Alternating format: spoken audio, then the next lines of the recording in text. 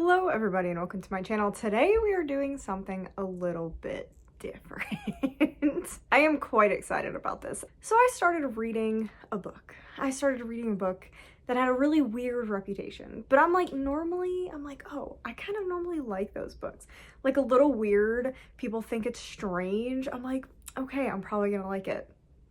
Not this one. This one is one that I would never recommend. I would say never, ever, ever read in a million years. It is bizarre in like the worst way possible and has one of the worst endings. So we're gonna actually fully break down this book in the most silly, goofy way possible, but I'm gonna give you a full breakdown of this book using my little board that I made so that you don't have to read it, because I know a lot of people actually were really excited, and I also got like a teacher's pointer thing, which I'm really excited about. I know a lot of people really wanted to read this, and I was like, same, but no one told me like exactly why it was bad, so I was like, yeah, I'm gonna read it. So yeah, it's time for me to break down this book for you so you can read it without actually reading it. And I am an incredibly visual learner, so I was like, I'm definitely gonna make a board. For this because it gets confusing, it gets weird. So this is gonna be a long one, so I definitely grab some popcorn and settle in to hear this mess of a book. And I would stick around to the end because the end is a absolute doozy. So let's get right into the story. To set the scene, we are starting off in the backwoods, the swampy area of Louisiana, which I don't know if all of Louisiana is swampy, but this area is incredibly swampy. Think like the swampiest of swamp, and that's where we are in Louisiana. You know, things happen in swampy areas, people go missing, and of course, starting off right away, we get in the swamp, we found a skull. That is the very first thing that happens in this book, which is like starting off great. It is starting off fun. We are having a great time. But that leads us to, yeah, victim number one. And we are told pretty early on that this is like the chillest of chill, the chillest of chill towns. And when I say chillest, I mean hellfire rain upon thee, church, God-fearing town, etc. In this church community is where we meet our main character, Ruth. That is not Ruth. Ruth. Or Bella Swan, as she is lovingly known by everyone who reads this book. She is the most generic of generic characters, at least at the beginning. She is our protagonist. Ruth is the daughter of the preacher in town. I very lovingly used the pastor or preacher, whatever he was in Hunchback of Notre Dame. Ruth is obviously very repressed. Very repressed. Most of this book wouldn't have happened if Ruth wasn't as repressed as she possibly could have been. There is probably not a more repressed person on the planet. And this is the type of community that loves their pastor and their church even more than their sheriff's department, and you would know if you've been in these small towns how much these people love their sheriff's offices.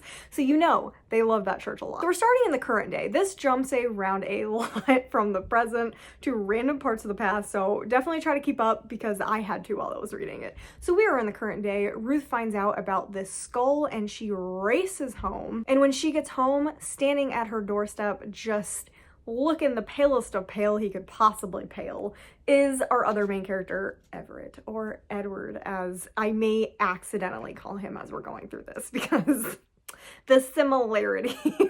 She sees him, this immediately cues our first flashback. So remember when I said that Ruth was like super repressed, like super repressed? Well, when women are repressed, what do they turn to? They turn to Twilight. Twilight is her best friend. She lives in a community where book banning is like the all-time pastime. It is like the funsy thing you do on Saturday. You go around, you take all the scary books that can teach people to do, you know, real life things and things about real life, and you just burn them. You get rid of them, you burn them. But every once in a while, a book will get past the very strict librarians, and Ruth manages to get a copy of Twilight, and Edward becomes her man. Edward is everything that she dreams about. And I'm seriously not kidding. Like, literally, they talk about Twilight in this book. Like, Twilight is a common theme in this book. And it is amazing how much it's brought up, and not in a satirical way. That actually probably would have made the book good if it was brought up in a satirical way. but it really wasn't. Like, I feel like maybe she tried to make it a satire, but it wasn't. It really, really wasn't. After reading Twilight and getting all of that unchristian-like thoughts in her head, she decides she has to have an Edward for herself. And so along come the long stream of romances, aka one. They like let it up to believe that she had like so many boyfriends. So many boyfriends. But it was really just one guy. It was one guy. Renard. Renard is this backcountry boy, seems very nice, comes to church, met her at church, thinks she's purty, and makes Ruth feel so special. And they start hanging out, they start doing their thing. And one day Renard asks her if she wants to go park. That's a big deal. Going to park is like the thing that teenagers do. And now we're getting into some trigger warnings. I totally forgot to mention that at the beginning, but there is going to be some trigger warnings for certain things. But basically, you can kind of guess what starts to happen. She gets kind of this idea of what romance should be, and because she wasn't, you know, brought up with any type of defense against men, other than being told that they're nasty and you should save yourself for the right one, because, yeah, all right, we're not going to get into that. Renard ends up trying to force himself onto her. Just when we think our protagonist's luck is up, little goth pale boy Everett shows up and ends up attacking Renard, which distracts him enough to for Ruth to basically get up and get away. But of course, Renard starts attacking Everett because he's much bigger. So Ruth comes and literally just starts whacking him. Everett and Ruth are kind of like, oh, what now? Like, what do we do? And then Everett tells her, oh, he's not dead. No, he's not dead. So Everett walks up to him, whispers something in his ear, which makes Renard gurgle and seem upset. And then Everett brutally kills him. And this is where the gaslighting begins. Everett tells Ruth that giving Renard a merciful death because he was so injured, they couldn't help him. And I'm sitting here thinking, there's a hospital, like, maybe a half an hour away. You probably could have brought him there. But at the same time, it's like, he was gross. He was a predator. He was gross. Anyway, we come across many of these very gray dilemmas throughout this book. So this is kind of just a choose your own adventure of what you think should have happened. But anyway, they kill Renard, and instead of just, you know, like leaving him there or rolling his body into the swamp, they chop him into tiny pieces. And I was like, I don't know if the average person would think to do that or have the guts to do that. So that is how we start off. Little goth boy really likes chopping people into pieces so far, or at least has the stomach to do it. So this kind of ends our little flashback, and we jump back to where Ruth is looking at Everett, and we find out quickly that he has been gone for about a year, which is really weird. They're like besties, and apparently he doesn't do technology, so he doesn't have a phone or internet or anything. So he has been completely out of contact. She has no idea where he's been, and she is pissed, very pissed off. She is not happy with him. She also talks about how pale he is again and how he really doesn't look any different from when she first saw him, which starts to give us like, is he supposed to be a vampire? Because like his paleness is brought up a lot. And he also has talked about hunting, so I feel like he probably should be tanner than he seems to be. But like, this is probably all a coincidence, right? Like, Twilight is brought up, he cannot be a vampire, right? Like there was no way she would think he was a vampire, right? So anyway, obviously Ruth is freaking out due to what we learned in the flashback, because she's like, yeah, they found Renard. We're busted, buddy. We are busted. We're gonna act as suspicious as possible because this is not good. But instead of really being concerned that they're totally gonna get arrested, he is more upset with the idea that there's been a man in her house. He can smell that there's been a man in her house, which again, points to a little weird vampireness. Like, whose nose is that good? Especially when the guy hasn't been there the whole day. It's weird. It's weird. If anything, it's just weird. And it's weird that you're being so obsessed with it. Like, literally, you could go to jail, but you want to know who the guy is in her house. Like, he literally says, Everett exhales long and deep. Will you tell me who he is now? The man whose scent is in your house? And who says it like that? Like, it's so weird. Why would you say it like that? Like, why can't you at least just say, like, who is in your house, bruh? Like, I feel like that would be less weird than whose scent is in your house. It just gives me, vibes. At this point, I still don't know if this is supposed to be a romance or what the hell is going on. This has no obvious genre other than there's a missing skull and a weird little goth vampire boy running around.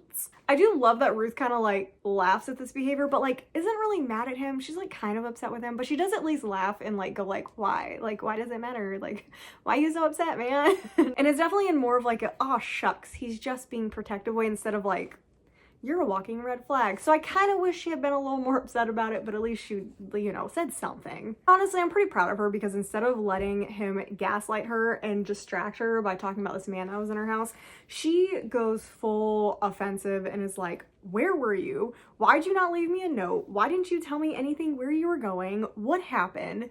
Like, not cool, man. That is not cool. And he just like keeps berating her about questions about who this guy is. She cracks and finally tells him that she is dating Barry. Barry is a local from town that they went to high school with, and Everett's like, Barry? Barry? Barry? And you're just like, yes, Barry. Everett. Okay? And because he's not very happy with this answer, he even has a moment of victim blaming where he says, first Renard and now Barry? I don't come back for this one summer and the whole world falls apart. Sir, calm down. Nothing is that bad. But also, why are you saying, like, why are you bringing up Renard in this situation? Like, are you kidding me? Are you actually kidding me that you were bringing him up in this situation when that was a totally different thing going on? And also just like, leave her alone. Just like, don't. You weren't here for a whole summer. What did you expect? You were gone for a whole year and she didn't know where you could have been dead. You could have been in the swamp somewhere. So she doesn't owe you an explanation because you didn't give her one. But of course, Ruth immediately backs down and is like, my parents set me up. He's a good Christian boy and my parents like him and he's actually like nice to me. And I just finally caved because you weren't around. I didn't have any more excuses. And apparently that is the final straw for Everett because he huffs and storms off and she goes chasing after him. But yeah, she puts her white kids on and she runs out after, I almost said Edward, runs out after Everett, jumps into his car, and we speed off. Like right now it's giving main character is writing fan fiction in her parents' basement and none of this is actually happening. Like that is what it is giving it. Like she read Twilight so many times, she is now hallucinating or writing fan fiction, and at the end it's gonna be like, hey, none of this actually happened. Like, did you like my story? Because yeah, this is what I wanted my life to be. I don't know, but that is what it's giving right now. Our protagonists end up, I'm sorry, I literally can't. I was trying to keep a straight face for this section, but they literally end up at a clearing. If you guys have ever read Twilight, I feel like it's rare for someone not to have read Twilight now just for like the shits and giggles and the laughs. Or if you really like it. I actually really like Twilight. I know it makes me kind of a weirdo, but I actually really like it.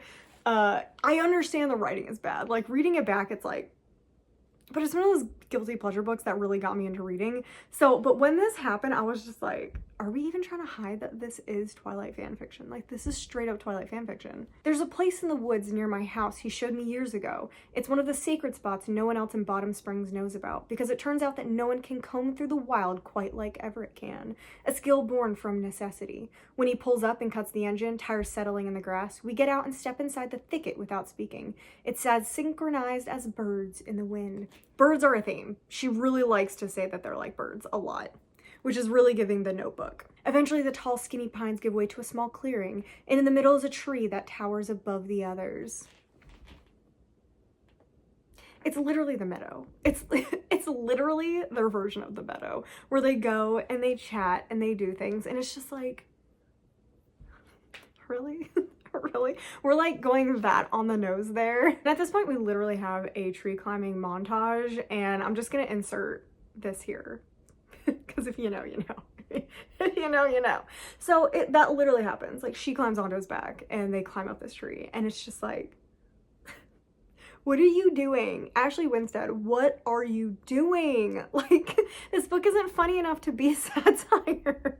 Like, That is not what's happening here. So finally we get some answers from Everett. I don't know why this was so hard to say, but he literally tells her that a mechanic died out of town and the town over, and he had to go to take over for the mechanic, and that's literally it. And she's like, okay, cool. And then we have this like little chat where they're just hanging, and Ruth is having like inner monologues about how much she loves this and this is what she was missing, and just Everett is just like, he is him. He is him. And this is a night, again, it's the birds. I don't know what it is with the birds. A flock of starlings swoops low, circling in intricate patterns. We listen to the wind through the branches, to the crickets starting to chirp. This is where I belong, alone in nature, with him. It's what I'll miss most when they send us to prison. Am I like supposed to start taking this? And then they start screaming into the wind. They start screaming into the wind. And then Everett, of course, has to bring Barry back up. Barry! You gotta bring Barry back up. And it's like, do you love him? And she's like, I don't know. And again, none of your business.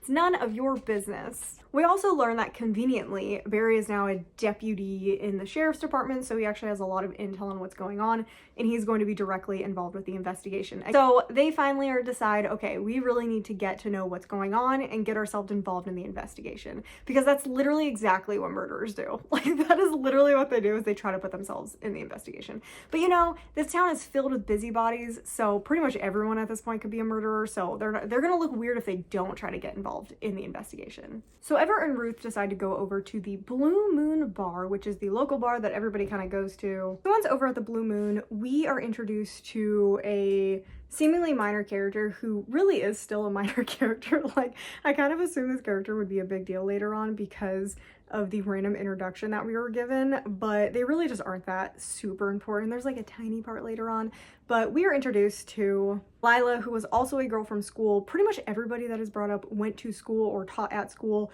or went to the church. Everybody is pretty much involved. Everybody knows each other. And she's just kind of brought up as this side person who Ruth knew and always does seem to be in the bar. And she is also one of the Fortinot fishing wives. So the fishing wives are like a super important part of the community because there's like two main jobs in this community, and it's either fishing for the Fortinot company or it's working at the hospital or even working at the church. So that kind of gives us our little introduction to the fishing wives, and it's literally it's called like the Fortinot fishing wife community thing, and it's like this little suburb area that they all live in. So after that, we settle into a booth in the back and we're kind of listening for some gossip to see what's going on. But good old Barry walks to the door and sees Ruth sitting with Everett, and he's clutching his pearls a little bit. He's a little stunned because everyone knows that Ruth and Everett were besties. They were inseparable after the incident occurred. But of course, no one knew the incident. They just were inseparable afterwards. And they were kind of known as the outcasts. Like, even though Ruth is the daughter of the pastor, she is still seen as weird, but also people didn't want to talk to her because they didn't want to upset the pastor. And so she was kind of just off limits, and just generally people were either jealous or they thought she was weird or they knew not to talk to her. Except for Everett. Everett could not care less. Because Everett's family is considered outcasts as well, so they didn't go to church, nothing like that. So we're expecting Barry to kind of freak out, but surprisingly Barry doesn't. He comes and sits down, he's kind of chill about it, like not super happy, you can tell, but he kind of also loves the attention because now he's sitting with his girl and he's not freaking out over Everett. And everybody in the bar is like, what's going on, Barry? Barry, what's going on? Can you tell us what's going on? You can tell he thrives with this kind of attention. So Barry gives us a lowdown that they don't know who the skull belongs to, but they did find these weird sigils and symbols that were carved into the trees out there. And it's like something with like two moons attached to it. And Ruth is kind of like, oh, I kind of know what those are. I feel like I've seen those before, but she doesn't really remember. She doesn't really like know what they're from. But everyone in the bar is like, devil worship 1000%. If there's any type of markings, it's got to be the devil. So immediately that kind of puts everyone into a panic. So Ruth, in her kind of excitement to talk about this, kind of talks back to Barry, which is apparently a no-no. Wives and girlfriends are supposed to just be quiet and be there to support their man, because obviously no one believes in same-sex marriage either. So it's woman and man. So you're supposed to stand by and support your man. And she kind of said something to contradict him or something like that. I don't remember what it was exactly. But he doesn't turn around and get mad at her. He's just kind of like, oh, I'm sorry. Okay, we're good. And everyone's kind of like, so now it's everyone else's turn to clutch the pearls. And we're kind of sitting here going, did we misjudge Barry? Is Barry actually not that bad? But then it's like, he is. He's just better than the other guys right now. Like, the bar is so low that it's making Barry look good, when in reality, he's still a misogynist. Like, he still is kind of upset with her for saying something. So, like, no, he's not good. He's just right now a little bit better than the other men in town that we've seen. I literally was gaslighting myself early on, thinking he was, like, totally fine and a great guy to be with. Like, it was so bad. So we kind of get into a little bit more gossip with Barry and the rest of the bar, and Barry ends up telling them that it is not Renard. It is actually someone named Fred Fortinot, who is the guy, he's been missing for a really long time, and they thought he died at sea. And it turns out this guy is the leader of the Fortinot Fishing Company, and there's a lot of drama there. So obviously Ruth and Everett are like absolutely shocked. There's a different dead body and it's not Renard, it's actually Fred. Like, what? Like I said, everyone kind of thought he died in some sort of fishing accident a couple years ago, but that is not apparently what happened. So while everyone else is kind of freaking out about, you know, devil signs, etc., devil worship, Everett, like, I feel like maybe this was supposed to be romantic, but Everett kind of leans over, and in the front of Barry too. That's what's kind of like, I know you don't like him, but at least if she says they're in a relationship, maybe respect it like a little bit. But at the same time, I don't know. I don't know. Everett leans over, and this is kind of what happens. Everett leans so close, his lips brush my hair. "It's okay, Ruth," he whispers. "Don't you see? You're safe." Okay. Okay, so like, I guess he's saying we're safe because they're the ones who killed Renard, but like, what about the sigils? Like, what's going on with that? So it's just very weird, very cryptic, and again, I don't know if it was supposed to be romantic, but it did not come off as romantic. We had a little bit of an issue last night. I really wanted to film this whole thing, like, when it was dark and creepy and I had like the lighting here, and I was really enjoying it. Unfortunately, my neighbor at 8 o'clock at night decided that he needed to leaf blow his entire driveway and was doing it for like an hour, so I just gave up. I gave up. Who does that at 8 o'clock at night? You've heard me mention him before. I have mentioned him multiple times in videos because he's doing something every single day, and it always seems to be when I'm filming, and I was like, there's no chance he's gonna do something at 8 o'clock at night. There's zero chance. Yeah, I was proven wrong. I was definitely proven wrong. So we're picking back up where we left in less cool lighting. Picking back up where we left off, we are actually thrown into the past, which happens a lot. There is a lot of backtracking into the past. And we are shown our protagonist, Ruth, and she has just gotten an acceptance letter to college, but obviously her dad is like, absolutely not. Absolutely not. So it was very sad. It was honestly very emotional. Her parents are just being like, college is for evils, etc. And so even though she got into the school she wanted to go to, they were refusing to pay for it. They won't let her go. So she kind of grabs her letters and runs off. She runs straight into Everett, who's actually on his way to her house, because they kind of like hang out at night, like all over town and in the woods. It's kind of weird that like no one has said anything. And her parents, like, there's no way her parents don't know, but they're just like, whatever. They kind of realize they can't control it. So as long as they can control every other aspect in her life, and as long as no one's talking about it, they're gonna be okay. So yeah, she runs into Everett, who has like his least red flag moment ever, where he's like, it's okay, we'll figure out how to get you into college. And I was like, okay, even if that means like they'll be separated, he's still kind of down for this, which I was like, okay, not red flag, actually very green flag. So I'm very proud of you, Everett, for once. We also find out at this point that Everett, well, we kind of talked about it earlier, but I didn't think it was that important, but it just keeps being brought up. But Everett often shows up with black eyes and looks like he's been in bar fights, and he also has an abusive dad. So he's just constantly showing up with battle scars, basically. But instead of us actually really talking about that in depth, we find out that Everett actually found Renard's necklace, and he gives it to Ruth to get rid of, which I think is like super weird. Like, it feels almost like he's supposed to like, it's supposed to be like a gesture, like a gift, but it's weird. Instead, it seems more like he is anchoring both of them to this crime more and more to make sure like they both go down for it if one of them goes down. So Everett takes Ruth to this clearing where Everett tells her this is where a lot of transient people who are drifters come and they hang out and they light fires. So he finds a place that is normal for a fire pit, and he lights a fire, and very weird moment. He tells Ruth that he really wants to see how much Renard really did love his mom. If the metal burns, that means it's not real gold, and if it just melts or stays the same, something like that, it is real gold. And of course the metal burns, and Everett just makes this like really weird, awkward comment about how like he didn't love his mom and all this stuff, and it's just very unnecessary. Like, it was very strange. strange moment. We also have our first breakthrough moment for this couple where Everett and Ruth actually hold hands, and we find out that Everett really doesn't like physical contact, and Ruth comments about how cold his hands are and how pale they are. And again, it's just we're just really trying hard to make sure everyone knows that Everett is basically a vampire, or at least has attributes very similar to Edward. On the way back from this fire pit, Ruth is actually bitten by a copperhead, and in a very weird moment, Everett uses an old hunting trick where he actually slices open the cut and starts sucking the venom from the cut. And like, Ruth is loving it. She's in imminent danger, like could die from a copperhead bite, but she's having a great time. Like, she is absolutely loving this moment. So after this little moment together where Everett is literally covered in blood, so Everett decides that Ruth still needs to go home, still needs to go to the hospital, but she really doesn't want to go to her parents' house for obvious reasons. And obviously they're gonna freak out because they're gonna know what she was doing. Probably not all the sort of details, but they're gonna know she was out with Everett. And they're obviously gonna blame Everett for what happened. So instead, Everett says, hey, I'll take you to your neighbor Fred's house.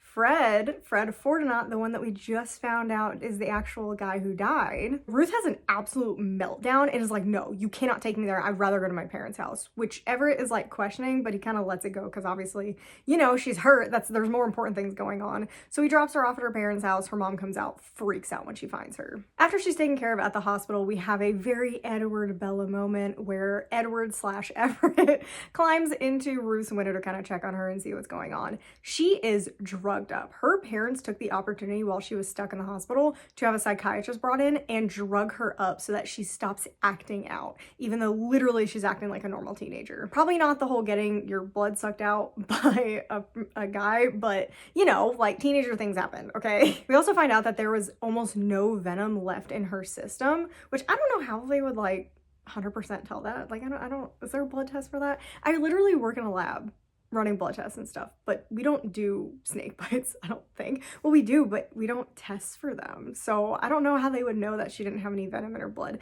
So anyway, the doctors thought it was super weird because what he did worked, and it's an old hunter's wives' tale kind of thing. It's actually not supposed to work. So another point to Everett being a little vampire goth boy. And it's a very reminiscent thing of when Edward has to suck the vampire venom out of Bella, which I'm pretty sure that's probably what Ashley Winstead was going for, I assume. A total green flag moment from Everett again. He tells her, like, if she feels like she needs the pills, take the pills, but otherwise she's totally normal and doesn't need to be drugged up like what they're telling her to do, and they're just trying to control her. But then in a red flag moment, he literally proudly displays the copperhead that killed her, and he's like, do you want this?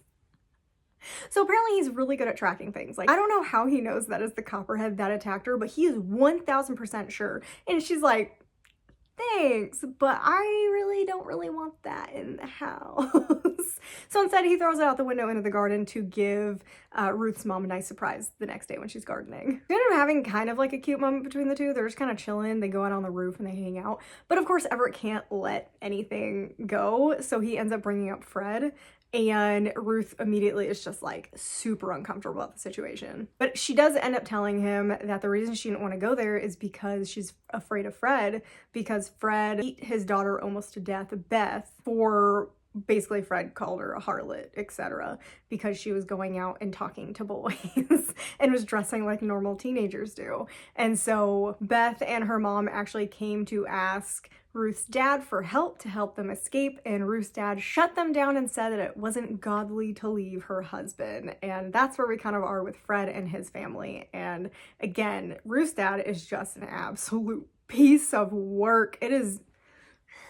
This book was making me so mad about things like that. Like, oh my gosh. And of course, after this moment, we have a very angry and self-righteous Everett who says that one day real justice is going to be done. So obviously that is like blatant threat. I can't really blame him. That's pretty much how I feel about the situation right now. Like, these people all need to go to jail, straight to jail. So we are brought back to the current day, and we are finally introduced to the Angela character of this book, Nisa. Nisa is literally the light, the shining beacon of hope in this book. She is awesome. She is not from around here. She is actually from what was it, Baton Rouge? She's from a big city nearby, and her and her husband ended up moving here to work at the hospital. Again, like I said, the hospital is like the key to all this stuff. And she's Christian, but she's not like one of these hellfire rain down churches. But she does go to church. She's Christian, but she doesn't believe in the book banning. She loves knowledge. She used to work for LSU. And it's just really, really interesting, and she's really cool, and she's super nice to Ruth, and I really love her. I love her. And we find out that Ruth and Nisa both work at the library together. Nisa knows everything. Like, she literally knows all the gossip. She's brilliant. She's so smart. And so she actually figures out the symbols are Wiccan symbols. And there's a strong history of Louisiana having occult Wiccans, just different kind of pagan things going on, and that most of them were run out of these types of areas. So at this point, we kind of talk more about the urban legend that's kind of been trickling in and very briefly talked about, called the Low Man. It's a very Slender Man-esque type of thing, but it's a person who will come and get you, and it's supposed to be almost like devil worshipping, and it's just supposed to be like creepy evil guy, and it's one of the stories you tell kids to make them behave, which is terrible. Like, that's absolutely terrifying. It just isn't talked about as much. It was an older generation thing, but now people are starting to like be like, oh my gosh, is this actually the Low Man, etc., instead of just, you know, like a serial killer, because of the symbols. They're thinking that something relating to the Low Man is going on, and Nisa talks about it, and she doesn't believe in that, but she does think there is some sort of weird occult thing going on, but we don't know if it's good or if it's bad. We find out that this symbol is actually a symbol from the Le Culte de la Lune, and she's going to talk to one of her connections in LSU and see if they can do more research with like their abundance of knowledge that they have there. Nisa, who is incredibly naive to how this town works, really wants to go to the sheriff and share what they found out about it, but before Ruth can tell her that is a terrible idea, the sheriff actually shows up. He shows up and wants to talk to Ruth. Begins questioning her about Fred and how close her family is, and he's just being super cryptic without actually saying anything. He's just asking a bunch of questions, but it's not really giving you a good sense of what he thinks is going on. We also find out that Beth and her mom, Fred's family, left the second that he disappeared, and so, which does seem suspicious, and the sheriff is currently trying to track them down to ask them questions about what happened back then. The sheriff ends up asking her if she really has any information about him and if anyone would want him dead, and Ruth points out that she lies and says she doesn't know anyone who would want Fred dead, but in reality she thinks she knows too many. So she knows stuff about Fred that other people don't. And with that cryptic message, we are brought back into the past. That's kind of how this book works, is we introduce like a new thing. It's kind of how this book works. We're introduced to a new character or a new thing, and then the book will take us into the past to kind of explain like what that thing is, which is interesting, but it's also kind of like spoon feeding you the story, which is kind of annoying, but it makes sense. In a very non-vampire moment, we have Everett and Ruth who are hanging out on a sunny day, and they're by the docks and they're having a good time, and Everett is sweating and drinking liquids, so we know he at least does that. So he's not like, he's definitely not complete Edward vampire. So before they go swimming, Everett takes his shirt off, and Ruth sees a ton of scars on his body, but is super respectful, unlike Everett, and doesn't ask him about them. She obviously can see that he's uncomfortable with it, so she doesn't say anything, which is like a thing. Like, that is like, wow, she actually respects boundaries, unlike Everett. So they jump into the water, and when Ruth pops up, Everett is nowhere to be seen, and she notices his body floating in the water. She grabs him, pulls him out of the water, and checks for his heartbeat, which she can't find, and there's no breath sounds, and so she starts freaking out. And then of course we find out that Everett was faking the whole time, because that's super cute. Faking that you're drowning is so adorable. Like, oh my gosh, everyone's doing it. Don't do that. Don't do that. That's who does that? Like, I get this as a trope in movies and books that happen a lot, to get the two romantic characters together. It's not cute. It's not cute. It's never a good idea. It's never cute. It's literally terrifying. That's not something you should do, ever. Just don't do it. And then they have this very sexually charged moment together where he's like biting parts of her body weirdly, and it's just one of those moments where I was reading it like, what is happening? Like, is this cute? Like, Ruth is really liking it, but like, is it actually cute? Because I don't think it's cute, but she likes it, so I guess we're going with it. And as usual, something interrupts our very romantic interlude, and Fred Fortinot just shows up in the clearing and immediately gives off like, oh, you're not supposed to be here, and you're not supposed to see me being here. So he turns it around and basically calls her a harlot for what she's wearing and how she's standing there with a boy, and he's disgusting, like absolutely disgusting, the stuff he says to her, and actually blames her for Beth's actions and her promiscuity, because apparently wearing a bathing suit is like the worst thing you could do. He also ends the conversation by telling Ruth to stay away from Everett because Everett is unnatural, which is very interesting. Those choice of words I thought was an interesting point. So we find out that the reason that Fred's been acting more aggressive than usual, especially in this instance, is that Beth is pregnant and she is not telling anyone who the father is. And we find out that Fred, and this is such a, I actually am glad that she kind of put this in here. Again, trigger warnings for loss of a baby. Fred forces Beth to have an abortion, and that is such a common thing.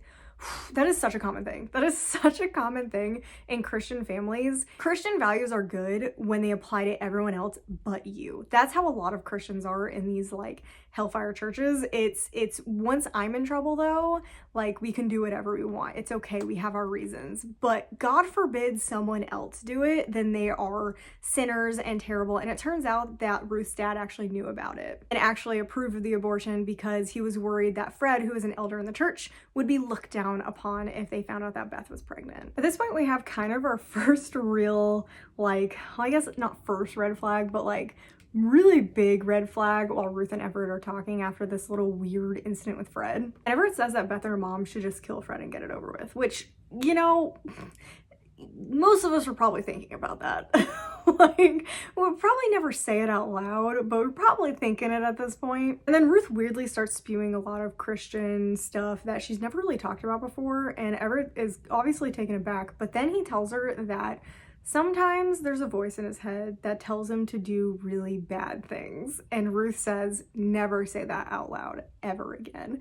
And it was like, oh, oh, we're finally like talking some truth finally here. Back in the present day, Ruth decides that it is all on her to solve this mystery because she thinks that they're kind of suspicious of Everett, so she's afraid that her or Everett are going to go to jail for these murders. She decides to go to the source of the gossip, which is the Fortinot Fishing Wives community, and she meets with some people who are very excited to see her because she is the pastor's daughter, and so they treat her very nicely, and she's able to get a little bit of information out of them because, again, they know all the gossip. They don't think that Beth would have actually dated one of the men in the fishing community because of that person being too loyal to Fred. Then it's brought up that they think that Fred was actually involved in some sort of illegal something going on. They're thinking maybe he's catching more fish than he should and selling them to outside communities, but they're not sure. But it seems like something weirdly illegal is going on. It said that some of the men would go on boats for hours and not actually come back with any fish, and there were boxes that would be traded between people. And apparently there was a secret pier that Fred would go to, and that's when Ruth is like, oh hey, that's where we ran into Fred. So she thinks she actually knows where this secret pier is, where these illegal happenings are going on. Ruth then makes the super smart decision to go to the secret pier by herself, which she does find, and she sees them loading up these boxes with Fortinot stamps and stuff on them. So even though Fred is dead, they're still doing whatever this illegal trade is. The next day, we are at dinner with Ruth and Barry decides to propose to Ruth in front of literally an entire restaurant full of people, and Ruth does not answer right away, and we finally kind of get a better glimpse of who Barry is, and he kind of just assumes she's eventually gonna say yes, so he's, number one, very upset she didn't say yes right away, and tells her that he's being groomed by her father to take over the church and the business, etc. So it's basically a done deal. She is basically just being handed over by her dad to Barry. Their proposal is also very weird because Barry decides to bring up the fact that he really likes her because she's not loose like other women, and it's like, this is the least romantic proposal. Like why would you do that? That's so weird. And he clearly has some drama in his past because to bring up it like with that much like conviction, it seems like Barry may have some sort of history with quote unquote loose women in the past, which probably weren't actually loose women at all because that doesn't even exist. Then freaks out, continues being upset that she won't say yes immediately, and claims that Everett being in town is the reason that she won't say yes, which Ruth basically denies completely, but kind of thinks to herself, yeah, it kind of is a little bit of the reason. Barry then makes a claim that Everett actually, when they were younger, stole from the church and is a criminal in other senses. Of course, now we have to go back in the past where Ruth and Everett are hanging out, and even though Ruth can't go to college, it turns out that someone at school, super smart boy Sam, actually got into, I think, was it Duke University? But he is short on money to actually go. The loans that they got are not enough to cover everything, and so Ruth and Everett, well, Ruth decides to throw a car wash. Everett decides to just show up and be a pain in the butt the entire time. Really, the entire point of this chapter is that Everett goes off and comes back with a buttload of money in a bag, and turns out that he ended up stealing it from the church. Apparently there's tons and tons and tons of money at the church. And so he steals a bunch of it because he's like, your dad told them not to give Sam any money because college is the root of all evil. So this is just what your dad owes Sam. And I'm kind of like, I kind of agree. I kind of agree. I don't know. Again, this whole story is like gray choices, and it's a choose your own adventure about how you feel about each one. And it makes me uncomfortable with how I feel about a lot of the choices made in this story. We also have another green flag moment with Everett where instead of showing Sam the money right away, he walks up to Ruth and says, you can have all of this. You can run away. We can go to college. You don't have to stay here. And instead, Everett ends up turning over and giving the money to Sam, which I thought was actually a really cute moment. One of the very few cute moments in this story. Back in the present, the sheriff shows up again and says that they found another skull in the same area, and this time they did find Renard, and she has been brought up in the investigation because she's really the only person who knew Renard. He was not from the area. He was a construction worker that was just working on a job here, and everyone saw that they were hanging out. But she claims that they didn't know each other too well. They just went on a few things, a couple of dates, because she's a good Christian girl. She wouldn't do anything like that, and that is all she heard from him. Now that the investigation is pointed directly kind of at Ruth and Everett, they decide they really need to buckle down and really solve this thing before they get busted. So of course they decide to frame someone for Renard's murder, and it turns out that Everett, shocker, is holding another secret. He knew who Renard was before everything happened. It turns out that Killian, Everett's father, was running a garage. That's how Everett knows how to do everything he knows how to do. And the Sons of Liberty bike gang were running drugs through the garage, and Everett happened to see that Renard actually was a part of that group. Everett's dad was really smart and decided to hold collateral from the members of the Sons of Liberty so they wouldn't just run off with the drugs and the money. And the collateral that Renard put up was, I think it's his mom's house or something. And so they decide that they want to go steal that because even though Killian is dead and no longer runs the garage, he passed it on to one of the Sons of Liberty members who was apparently lazy and probably didn't change anything. So Everett says he can easily break in, we can steal the deed to the house and then plant it on somebody, and they can, I don't really understand the motivations of this. I don't know how this points to them killing Renard. I guess for the deed? I don't know. I thought this part was a little weird. But of course Ruth agrees, even though she does kind of like question this plan, but she's like, whatever Everett wants to do, I'll do. Because we finally kind of brought up Killian a little bit more, we finally get a flashback to Everett's kind of home life with Killian, which is not good. Killian is a very abusive father, and Everett has even shown up with a broken arm at one point. It's really just to show how brutal the relationship is. Back in the present, we have the heist. We do the heist. And of course, they're successful. They break in. It's kind of, I really don't need to go into it, but basically they break in. Everett is able to steal the deed, and they decide to go plant it at the Sons of Liberty compound that apparently Everett knows where that is. They decide that they need to go to a biker bar where the Sons of Liberty are, and they need to plant this document on somebody or do something. I don't know. Everett doesn't really tell Ruth his plan. She just kind of goes along with it again. I also have a super weird flashback at this point because it doesn't really seem to fit in too much with what's going on, but we're shown Ruth and Lila, the girl who was shown earlier. I feel like this is like one of the last times we're shown her. We are shown Ruth and Lila who are in Bible school, and their teacher is Mr. Blanchard, and they often have competitions so that whoever wins, Mr. Blanchard takes the winning child to go to Dairy Queen and get blizzards because that is like a big deal. So Ruth ends up winning and Lila actually ends up winning, but in a weird twist of events, Ruth's dad shows up and tells Mr. Blanchard to leave his daughter alone and that they had a deal and to never even look at his daughter again. So we definitely kind of get, you know, perv moments And it does seem like Mr. Blanchard is a pedophile or something along the lines of that. In the current day, again, unrelated completely to what is going on in the past, we stroll into the biker bar and Everett somehow looks like he perfectly belongs because he's wearing his hot leather jacket. And these Sons of Liberty take notice and they're like, "You're new here." And he's like, "Yeah, I want to buy some drugs." And so they give him some drugs and he takes the drugs and they're like, "Oh, you're cool, man." And he's like, "Yeah, I want to get a lot more," and kind of shows them some money that he actually stole from the safe because, oh yeah, he cleared out the entire safe from the garage, which is like an unhinged move, but apparently he didn't need the money, so I guess it worked out.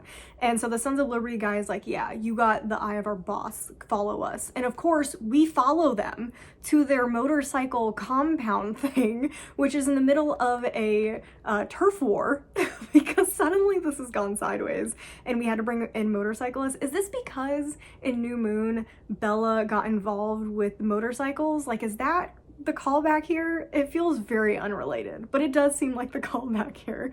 So anyway, Everett poses as a distraction. Ruth goes into the compound unnoticed, plants the stuff, but she also finds a box, the Fortnite fishing thing, whatever that's been going on. Obviously this biker game is also involved in whatever the Fortnite fishing company is doing. And it turns out after she kicks one of the boxes in a rage and turns it over, there are actually opioids and pills from the local hospital. So it looks like the Sons of Liberty are actually stealing or funneling out drugs from the local hospital. The sheriff has shown back up to interrogate Ruth about another death that occurred. So it turns out the younger Mr. Blanchard, who we thought was probably alive this whole time, actually died 2 years ago, and that is not information we were given previously, unless I totally missed it. And they thought it was an accidental death because of the circumstances of the death, but now with all these other deaths going on, they're thinking that they're somehow related.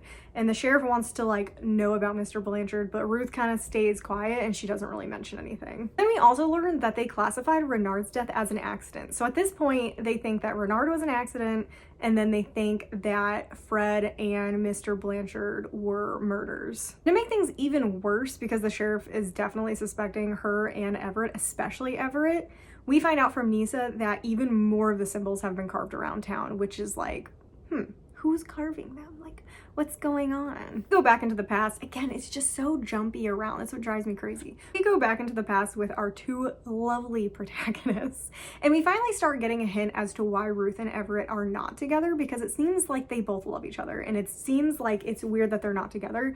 But it turns out Ruth keeps telling him that she's got some sort of secret, and there's no reason that they can actually be together. There's no way he would hate her if she found out. And so she's keeping this big secret from him that just kind of seems to come out of nowhere, that really wasn't brought up previously, but now there's a brand new secret that Ruth is not telling us or him, so that kind of sucks. She claims that she's actually the one that ran Everett out of town, and that what she said or did is the reason that Everett only comes back for the summers and isn't here year-round. That even though he knows a little bit of what happened, he doesn't know the full truth and would never speak to her again if he actually did know the truth. But like, Ruth is super dramatic, so we don't know like what he would actually think. At this point, it's been quite a while since we talked about Twilight, so of course we've got to loop that back in. Okay, we've got to loop that back in, and it definitely seems that Everett really wants to know what's going on with Ruth, and he's terrified that she won't love him. So he says, "Ruth," he said, voice thick, "are you saying you could love a monster?" I looked at him, really looked, at this friend I hadn't expected, whose life had turned out to be worth more to me than anything, even my place in heaven. And my heart swelled with the strangest mix of hope and fear to have the truth so close to the surface.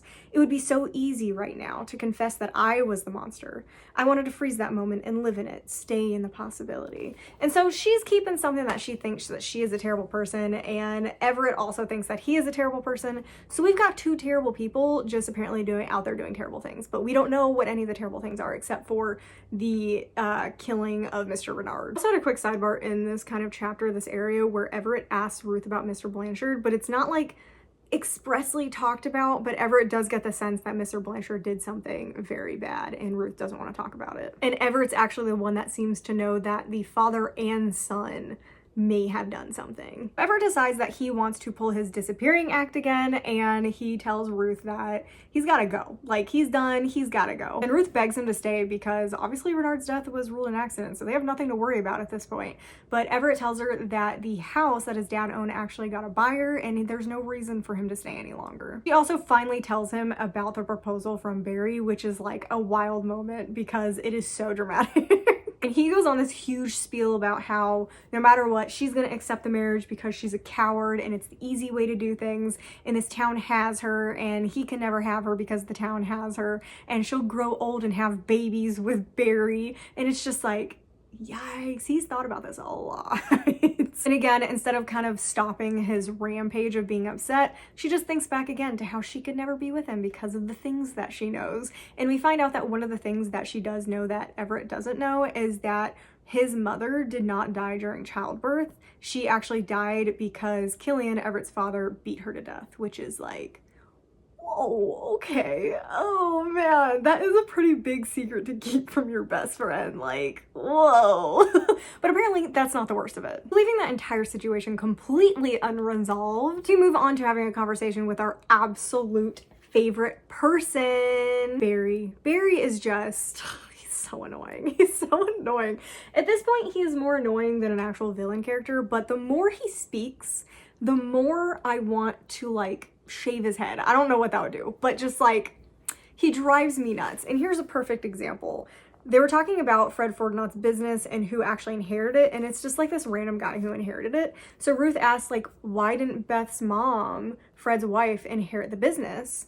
And Barry says, he looks at me like I'm crazy. She's a woman, Ruth. She don't know a thing about fishing. Of course she didn't inherit it. Excuse me? Like, I know these people look down on women just for existing, but like, really?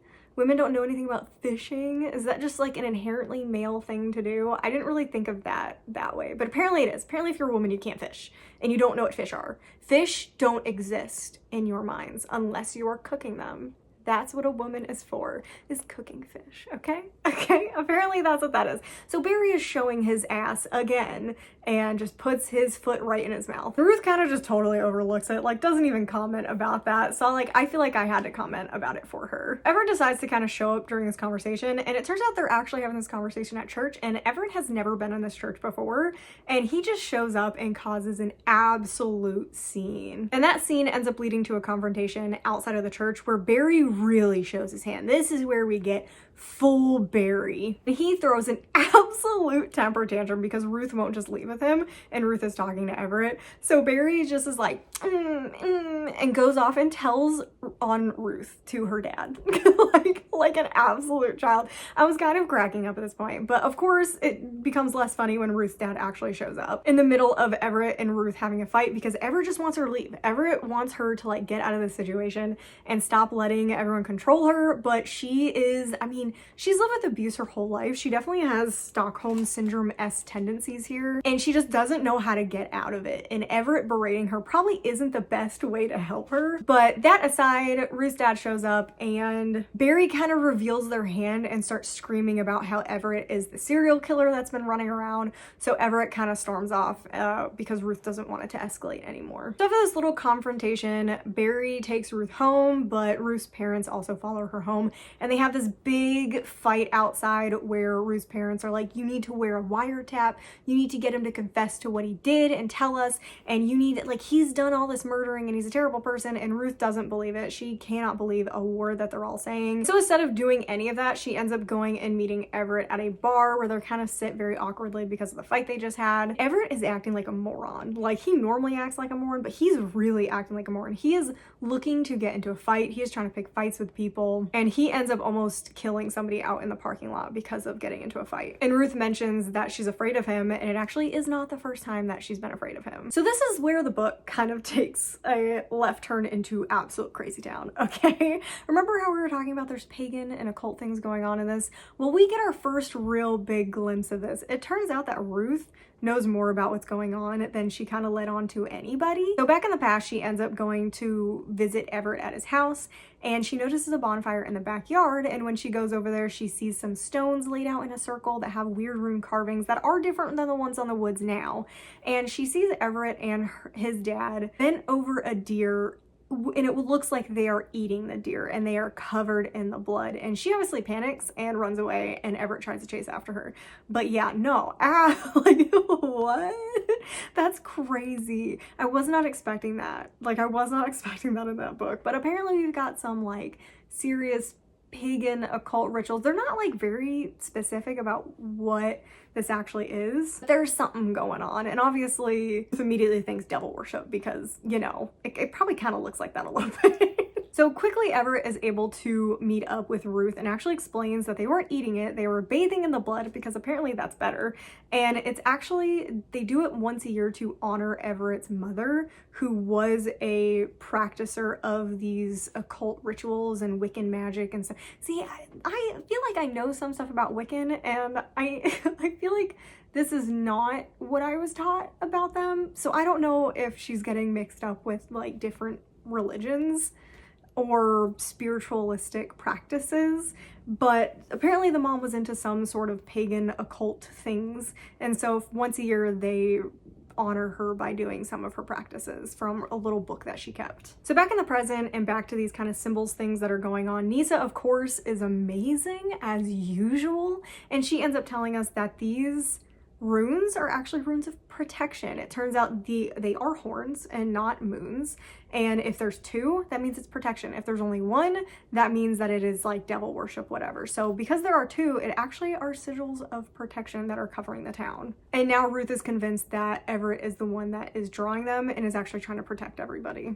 So Ruth decides to use her librarian superpowers and goes through the microfilms that are down in the library, and she goes back through the old newspaper that no longer exists because obvious reasons. Like, if a newspaper exists in a tiny town like this, if they print anything against major leaders, etc., it's not gonna go well, and that's pretty much what we find out happened. It's actually kind of a really cool montage to see her go through the newspaper and see it change from an actual newspaper that reported on news and actually was questioning Ruth's father to being about birthday parties and church organization events and stuff like that. But she does find the very last issue, the last article, shows a picture of Ruth's dad hanging out with Everett's father, Fred Fortinot, Augustus Blanchard, and the sheriff, and there may be a few more thrown in there, but a group of people who most of them are friends, but why is Killian there? Like, why is Everett's father there? And it turns out that they all share the same tattoo that is on the trees. And then in an even bigger twist and surprise, it turns out that we see a picture of Barry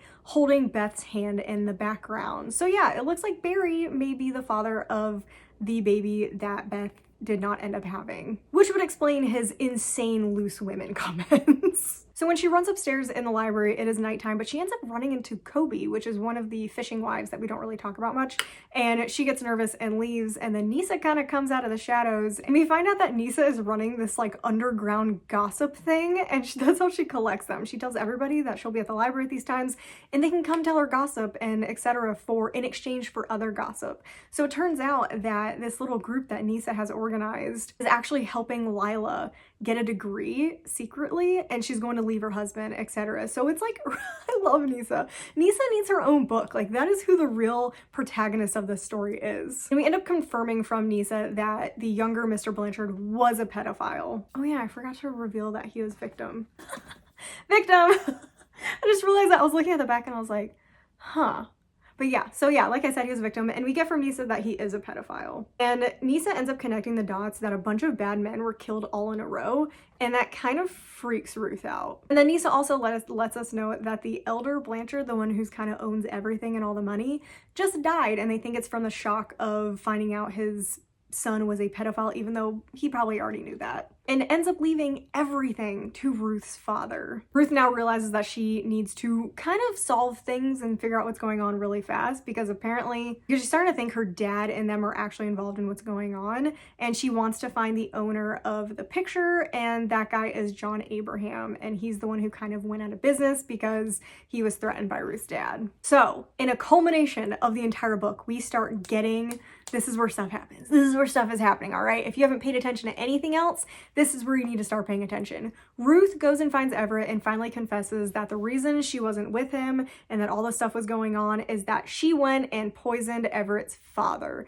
So it turns out that one night Everett came to her house completely bloodied, broken arm, was basically half dead. And so while he was sleeping, Ruth snuck out of the house, went to Everett's house, and ended up poisoning Killian with, I think it was antifreeze. It turns out Everett knew the whole time. He said he was actually half awake, felt her leave and felt her come back, and then found out his dad was dead the next day. So it's kind of pretty obvious that she was the one who did it. Then we also get down to Everett has a bunch of secrets, and Everett is like, tell me, you know, I know that you know about these secrets that are going on. And we have a very Twilight satire parody moment. Again, it doesn't read like, I'm gonna read it like it's satire, but for some reason it just doesn't come off as satire because this would have been so great if this whole book was more satire.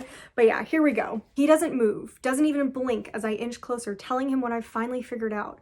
You're too beautiful, too pale, and too cold. I can never feel your pulse. You run too fast. You've barely aged in 6 years. You sucked the copperhead venom from my leg. That night with the deer, all the blood in your mouth, the way you spend all your time outside in the swamp, it's been staring me in the face all these years. You're not human. Everett's voice comes out strangled. What am I then? I take a deep breath, all or nothing. You're the low man. And I was sitting here like, oh my god, this is the exact moment in Twilight. I was cracking up though because I thought she was gonna say vampire, but the fact that she calls him the low man, like the old wives' tale, I was dying. I was like, oh my gosh, this is like almost like word for word Twilight where Bella calls him a vampire. But then I love I will have to say, I love what happens next because he's like, what are you talking about? All these years, have you been waiting for me to tell you I'm some sort of supernatural creature? His laugh is harsh and clipped. Have you been hoping I'm Edward Cullen? I can't speak. He studies me, then his voice softens. My god, you have? She legitimately thought he was Edward this whole time. It's kind of like that parody. I don't know if you guys read the Nightlight. It was so stupid. This group came out with a parody book of Twilight called, I think it's called Nightlight, and the girl thinks that he's a vampire the entire time, but he's not. He's just a normal dude. He's just a normal guy. Of course I have a pulse. He holds up his wrist. It's just faint. Maybe there's something wrong with me. I wouldn't know. I've never been to a doctor. That's right. You always refuse to go to the hospital. There has to be a reason. I was an abused kid with zero money, Ruth. The last thing I could afford was a hospital visit and doctors who would ask questions I couldn't answer. But how fast you run and climb, how long you can hold your breath, it's not normal. I've spent my whole life outside. You won't step foot in the grocery store. I've been banned from the Piggly Wiggly since I got caught shoplifting peanut butter and bread when I was 12. Why did she take the fact that he wouldn't go in a grocery store was that he was the low man or a vampire? Like, what? I loved that line. I was banned from the Piggly Wiggly. So yeah, absolutely unhinged, this little reveal. Honestly, I kind of loved it because it did lean into that satire that I wanted, but because the rest of the book was more serious, it just didn't work. It doesn't work. I wish the whole book had been more like this. So then Everett explains that all the things that she thinks were vampire things, they're just him. They're just weird things. He's a goth woods boy who's very pale. So he decides to actually get into the explanation even though he thinks that she will hate him afterwards. And it all has to do with the fact that Everett has been in the church before. In a turn of events that everyone saw coming, Everett goes full Dexter and completely confesses that yes, he is the serial killer that is running around killing people. So of course, I had to have Dexter on here. Like, I had to have him on here. So really, he's not Edward, he's Dexter. Apparently Everett took it as permission after Ruth killed his dad that it was okay to kill bad people. And he wanted to use his inner compulsions that he talked about earlier on evil men. And it turns out that the people he killed are directly related to evil things that have been happening to him. It turns out that Everett's bruises and breaks and stuff actually have nothing to do with, well, they have something to do with his dad, but it doesn't have anything to do with bar fights. It turns out that his dad I still don't get this part, so I'm not going to explain this part very well. Turns out that his dad and that group from the picture think that something is weird with and wrong with Everett, so they bring him to the church and they perform these weird rituals on him because Killian becomes obsessed with his dead wife's journal and starts using like insane stuff from inside there. They end up having a spree of luck every time they do something to Everett, so they start believing that these rituals are actually working, and that's why they're torturing Everett. Then Everett gets to a certain age where they can't just force him to do anything, and he starts fighting back. And that's why he ends up killing those specific people, because they are the ones directly involved in torturing him. So Everett thinks that Ruth is going to hate him after he tells her all this stuff, but of course Ruth turns around and says, how could I hate you? How could I ever hate you for protecting yourself and killing these evil men? She ends up giving him this whole speech about how she thinks he is justice incarnate and they're the ones doing the right thing, and Everett kind of panics that she's like super on board and tries to leave. In a scene very reminiscent of the beginning, Ruth chases after him and they finally profess their undying love for each other since they have nothing else to hide from each other with their murdering ways, and they end up spending the night together just in the woods on the ground, which is like kind of yucky to me. Like, it's kind of gross. The next morning, Everett is already gone and Ruth just wakes up in the woods because that's totally normal. And there is a note from Everett saying like, hey, meet me at my house tonight, we gotta talk, etc. But just when we think things are going well and they're figuring stuff out, Barry shows up at Ruth's house and is calling her a whore and saying all these terrible things, and you spent the night with him in the woods, why are you in the woods, blah blah blah. And then Barry grabs her and tries to like take her to the hospital, and she slaps the absolute shit out of him. It was great. It was a moment I'd been waiting for. And she's like, I don't want to be with you, you're gross, I have Everett, I have this. And I'm sitting there going, is Everett any better? Like, he is a confessed serial killer. But again, I guess it's okay because it's a Dexter moment. I don't know. Again, this is a very gray story. Then in a very dark and fun scene, after she slaps him, she tells him, I am the one you aren't safe from. You better hurry up and run from me, which I loved. Honestly, I have to admit, I really liked that. At this point forward, everything is just pure chaos. This is the wrap up, the end of the story, and it is just constant from this point out. So finally, she gets a hold of that Jonathan Abraham guy who took the picture. And yeah, he tells the whole story about how they all have those tattoos. It turns out he actually had the full story before Ruth's dad shut him down and started threatening him. I'm gonna read it directly from my notes because it was a little confusing. Turns out the real secret and motivations are the goings on that are actually going on at the Blanchard Hospital. Turns out the Blanchard Hospital is ordering excessive amounts of painkillers, and it turns out that they are actually in league. Like, the Sons of Liberty aren't stealing. Turns out that they are working together to siphon the drugs out and make money, and that's why Augustus makes so much money, and a lot of it is being funneled directly into the church. So the church is basically built on dirty money. And those Sons of Liberty, again, were running the drugs directly through Killian's shop, which is why Killian begrudgingly was working with Ruth's dad. Ruth finally has the confrontation with her dad that we've all been waiting for, and Ruth's mom, I was really hoping she would like come through here, but she basically turtles in the corner and just hides, and even though she hears all this stuff, she's like, whatever. And she lays out all the facts. He pretty much cops up to everything and says, and basically in a, I had to do it because God wanted me to sell drugs way.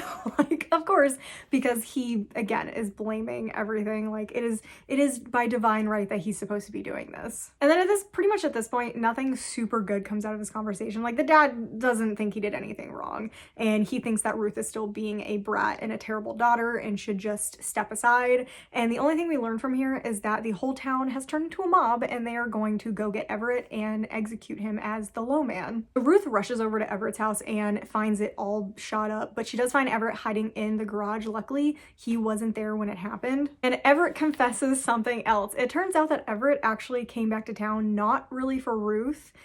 He came back to kill Ruth's dad because he is like the final piece in this, because it turns out that Everett knew that Killian killed his mom. He found out recently, and it turns out that Killian killed the mom because he was in a drunken state and got super wound up by the pastor being Ruth's dad, who told Killian that the wife was doing these occult rituals. So when Killian came home drunk, he saw his wife performing these rituals, freaked out and beat her to death, and was immediately upset about doing it. The pastor knew about it and was actually blackmailing Killian, because everyone was wondering, why would Killian work with the pastor? Like, there's no reason for him to work with him. But it turns out that Ruth's dad was blackmailing Killian into helping with this drug running. A shocking turn of events, Ruth asks Everett to actually not kill her dad. She kind of wants to give him one last chance to show who he truly is on the inside. And I'm sitting here going, what? You know who he is on the inside. Like, what are you talking about? He is toxic. He is a terrible person. Why would you think he would actually be good? I'm so confused. Everett agrees and they go off on this super crazy plan where they're gonna have Everett distract the mob so Ruth can go in and kind of get her answers. So Ruth goes inside and there are a couple of parishioners in there and Ruth says, it's me, I'm the bad guy. And every time you lie to a question I ask you, I'm gonna start lighting this place on fire. So hopefully you like your parishioners more than you like your own lies. And of course the answer is no. Like, he lets her light the place up with people inside. Ruth obviously can't continue. She sends the people outside but keeps her dad inside. And the final thing that causes her dad to kind of break down and actually tell the truth is she has the will of Augustus Blanchard. If that will goes up in fire, the dad gets nothing. So the dad tells the truth finally, and even though he still tells the truth, Ruth still lights up that will, and so he jumps over and ends up jumping to his death. Ruth drags her mom outside, who is still being the most useless of people. The most useless of people. I don't even know why she exists, other to just be awful, just to be an awful person. After Ruth watches the church burn to the ground, she meets up with Everett, who is also still alive, which is exciting. They embrace, they're excited, they're happy, and they decide to run off together. But not before Ruth kind of thinks back on everything that's happened. And she remembers Barry mentioning something about Everett never being able to settle down, and he seems like he drifts around, and she kind of asks him about it. She's like, why, like, what's going on with you moving around a lot? For a long time, Everett doesn't answer me. Finally, he rests his hands on the steering wheel and eyes me. His words are as taut as the rope on a noose. There are a lot of bad men in the world, Ruth. Again, do I need to talk about how much this is going on? This right here, like full Dexter, full Dexter. And again, everyone loves Dexter, so I don't know if this is a bad thing or a good thing, but he has obviously killed way more people than Ruth was aware of. And for some reason, she's kind of just like, okay. And they decide to run off together and she's like, we can do this together. They're gonna make it a couples activity because that is so adorable, right? Like murdering bad people as a couples activity. I mean, I guess they tell you to do what you love together and bring each other in on what you love. So I guess it's a good thing. I don't know. Seems like they are in it for the long haul. The problem is they hear the cops. So it turns out that there's actual, you know, retribution for lighting a church on fire. And as the cops are starting to catch up to them, they get to the bridge. They're trying to get to this bridge to cross lines into another state, and the bridge starts to go up. And they look at each other and they decide to jump the bridge. They have this I love you moment in the middle of jumping this bridge, and then we get to the very end where it says, give us a world where we can be happy. If you ever loved us, if any part of this was right, stop us here and now. Below us, the bridge. That's it. That's how it ends. That is how the book ends. That is how the book ends. Are you kidding me? I actually, like, I'm literally gonna show it to you. I'm literally gonna show it to you. That is how the book ends. I went to the next page and I started reading it and I was like, why does it say number 1? Is this like signifying their like new journey together?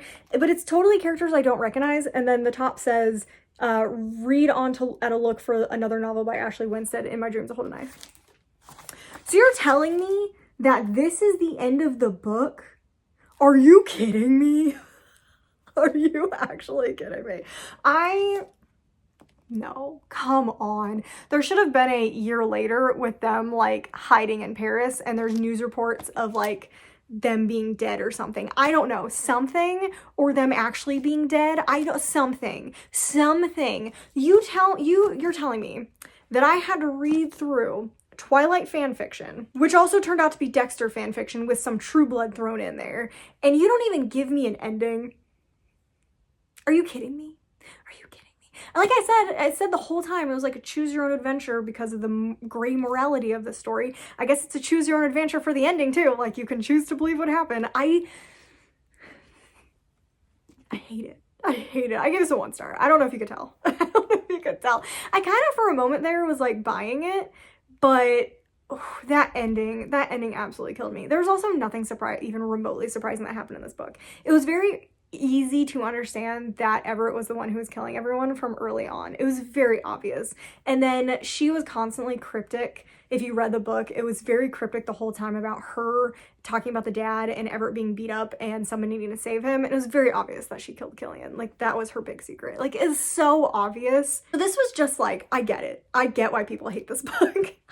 I'm surprised the ratings aren't lower. It's like a 3.49 or something on Goodreads. I'm shocked this isn't like a 2 on Goodreads. I know that's really low. I don't feel like that's unheard of.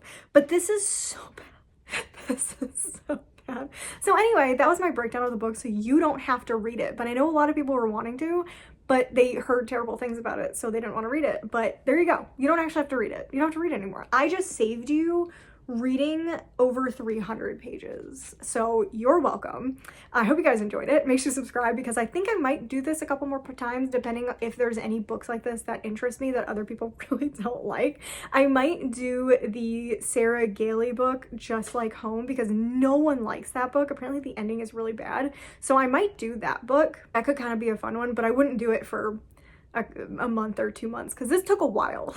This took a really long time to do, but this was fun. This was fun. I hope you guys had a good time. I hope you guys understood the plot fully. If you have any questions about the book, let me know down below. Definitely comment down below. I will answer as best as I can about anything that I might have missed or plot holes that you see, because there are definitely some plot holes in this that I might not be able to explain. But anyway, I hope you guys enjoyed it. I had a fun time filming this. It was very different than what I normally do. And yeah, I had a fun time, so I hope you guys did too. Make sure you like the video, make sure you subscribe so you don't miss any future content, and I'll see you guys in the next video.